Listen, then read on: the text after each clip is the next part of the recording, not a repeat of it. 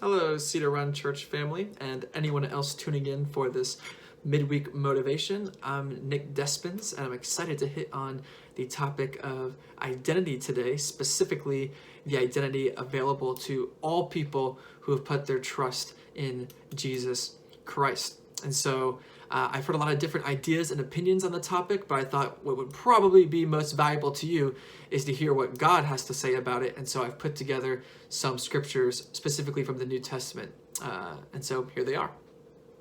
In Ephesians 1:15, we see that we are adopted into God's family. Later in Ephesians, it mentions we are God's handiwork and we are seated in heavenly places. In 1 John, it mentions how we are children of God. In Galatians, that we're clothed with Christ. In 1 Corinthians, that we are called not to be sinners, saved by grace, but that we are called to be saints. And later, temples of the Holy Spirit. In Colossians, it says that our life is hidden with Christ, hidden with God. And in John 15:15, Jesus' own words, he says to his disciples, I no longer call you servants. Instead, I have called you friends. We see in Philippians that we are considered citizens of heaven. In Romans, that we are more than conquerors. In 2 Corinthians, it mentions that we are a new creation and ambassadors of Christ.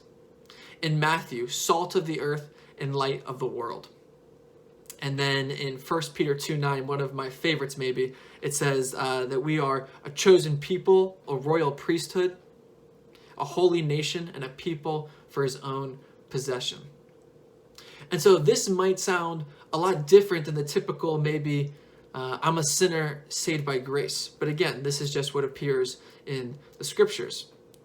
Now, sometimes we have some spiritual leaders in the Bible, such as Paul, and we can find that in the letter of 1 Timothy, he mentions, maybe a common reference we might know is that he mentions himself as, depending on the translation, the foremost of sinners, the worst of sinners, or the chief of sinners.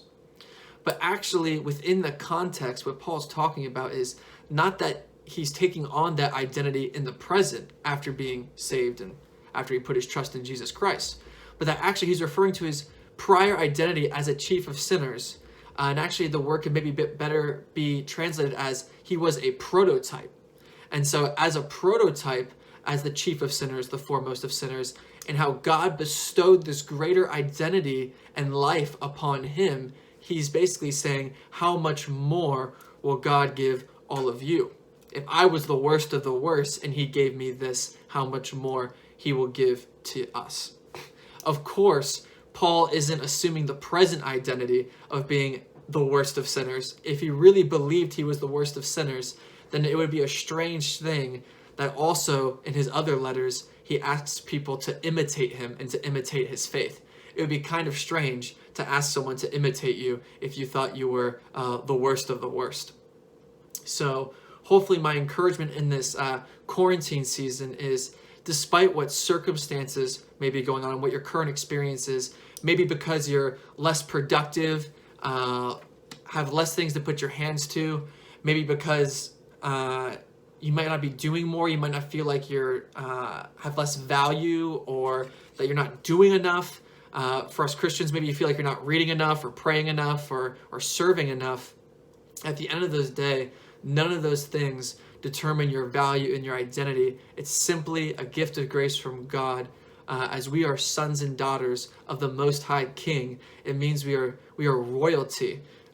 When you're a son or daughter of the King, it's not something that's earned or you didn't do anything. You just are. You just are a child. We just are adopted into God's family. Despite what we do, we are sons and daughters, which means we are also princes and princesses. So remember to treat each other like royalty in this quarantine season, and I hope you have a great day.